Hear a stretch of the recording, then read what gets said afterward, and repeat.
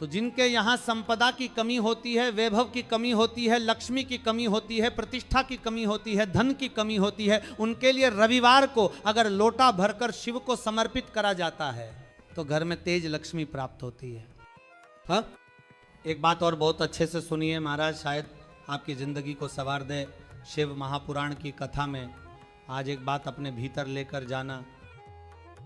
स्वयं नर नारायण ने भास्कर देव से कहा, जीजियों मेरे जीजाओं, मेरी बेटियों बेटों, कभी कभी मौका लगे, शंकर भगवान के शिवलिंग के पास में आप बैठे हैं, कभी मौका लगे और आप पूजन करने के लिए गए, कभी पूजन करने के लिए, और आपको शंकर भगवान के शिवलिंग के पास में या शिवलिंग के ऊपर कनेर का अगर पीला फूल देखा है ना आप लोगों ने, अरे बोलो तो जम के देखा है, कनेर का यदि पीला फूल शिवलिंग के आसपास में या शंकर भगवान के ऊपर कहीं रखा हुआ भी दिख जाए महाराज, विषम परिस्थिति हो, बहुत हिम्मत ना हारते हुए कभी भगवान के एकांत में आप पहुंचे उनके पूजन के लिए, कनेर का पुष्प वहां रखा हो, चाहे वो जलाधारी पर रखा हो, चाहे वो शिवलिंग के पास में रखा हो, चाहे वो शिवलिंग पर रखा हो, उस कनेर के पुष्प को अगर आप 5 जगह का स्पर्श कराकर अपने हृदय की बात कहकर वापस महादेव को समर्पित कर देते हो तो मेरा महादेव तुम्हारे दुख का निवारण कर देगा। अब वो 5 स्थान महाराज, वो 5 स्थान कौन से हैं?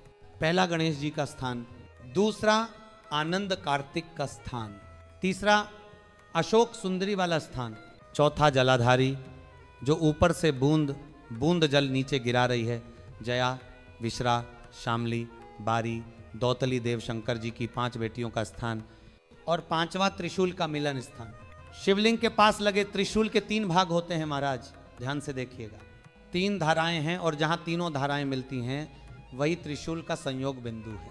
उस 5वें स्थान पर जहां 3 धाराएं एक बिंदु पर मिलती हैं वहां उस पुष्प का स्पर्श कराकर शिवलिंग पर अपनी कामना कर कर श्री शिवाय नमस्तुभ्यम कहकर अपने मन की बात बाबा से कह दो। अमन जो ऐसा करता है महाराज 3 महीने तो दूर, 3 दिन में भी उसका दुख समाप्त हो जाता है। जिन बेटा बेटियों का विवाह नहीं हो रहा, जिनके संबंध टूट गए, जिनका तलाक हो गया और दूसरा विवाह नहीं हो पा रहा, उनके लिए ये उपाय अमृत के समान है, क्योंकि माता जगत जननी जगदम्बा का हाथ शंकर भगवान के साक्षी में हमेशा बंधा हुआ रहता है। शिव के साक्षी में प्रदोष काल में किसी भी प्रदोष के दिन अगर कोई श्रद्धा से जाए तो उसका जीवन सुधर जाता है।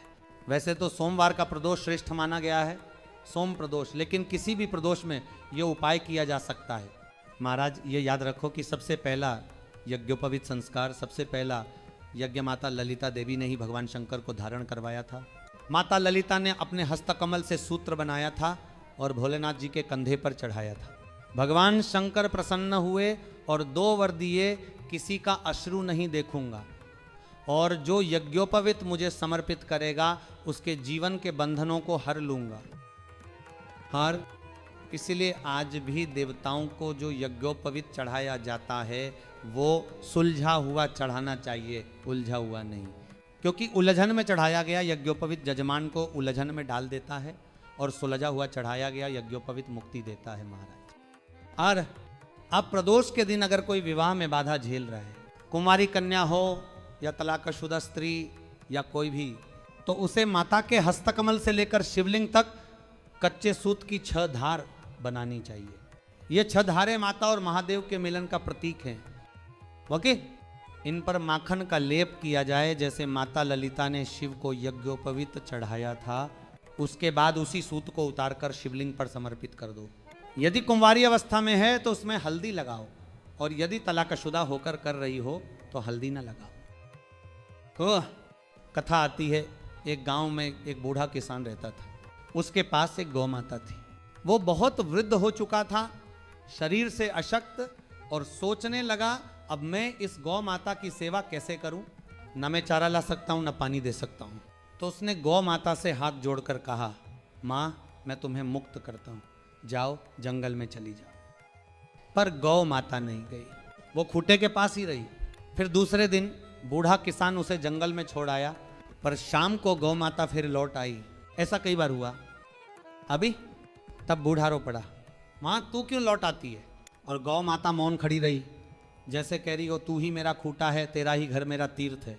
शिव महापुराण कहती है महाराज, जैसे वह गौ माता हर दिन भटक कर भी शाम को अपने खूंटे पर लौट आती है, वैसे ही मनुष्य को संसार में कितना भी भटकना पड़े पर दिन में एक बार अपने शिव के पास अवश्य लौटना चाहिए।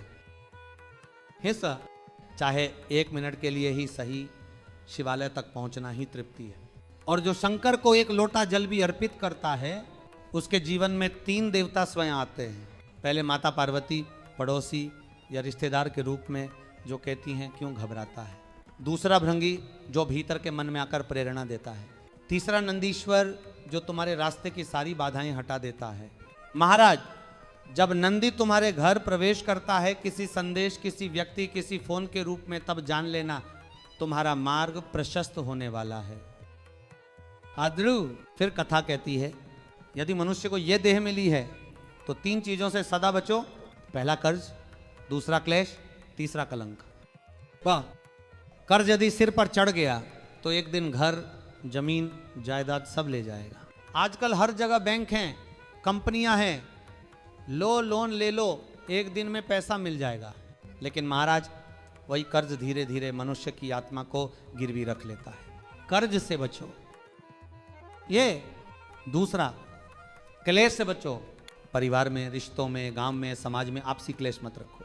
महीने में 2 एकादशी आती हैं, 2 प्रदोष आते हैं। भगवान शंकर ने प्रदोष का व्रत इसलिए बनाया कि परिवार एक साथ बैठे, भोजन करे, कथा सुने, प्रसाद ले।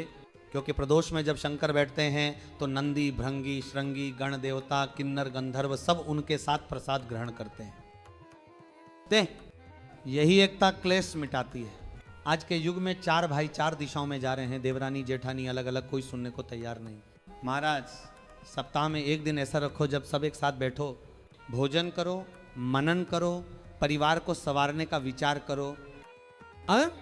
सिर्फ कथा नहीं, कर्म से शिव की भक्ति करो। और तीसरा, कलंक से बचो। हमारे सनातन धर्म में पतंग उड़ाने का एक ही दिन है, मकर संक्रांति। उस दिन खूब उड़ाओ, खूब काटो, पर बाकी के दिनों में किसी का पतंग मत काटो, किसी का काम मत काटो।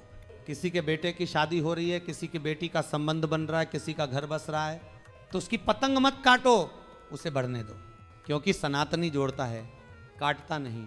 शिव महापुराण की कथा यही सिखाती है, जो शिव का भक्त है वो जोड़ने वाला होता है, तोड़ने वाला नहीं।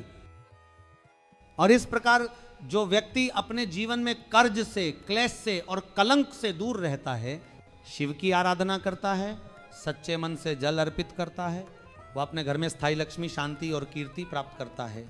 हर दिन नहीं तो हर हफ्ते एक दिन शिव के पास जाना सीखो, एक लोटा जल चढ़ाना सीखो, और ये प्रण लेना कि मैं जोड़ूंगा तोड़ूंगा नहीं। अबान, क्योंकि जो जोड़ता है वही शिव का सच्चा भक्त है, और जो शिव का है उसे संसार का कोई दुहक छू नहीं सकता।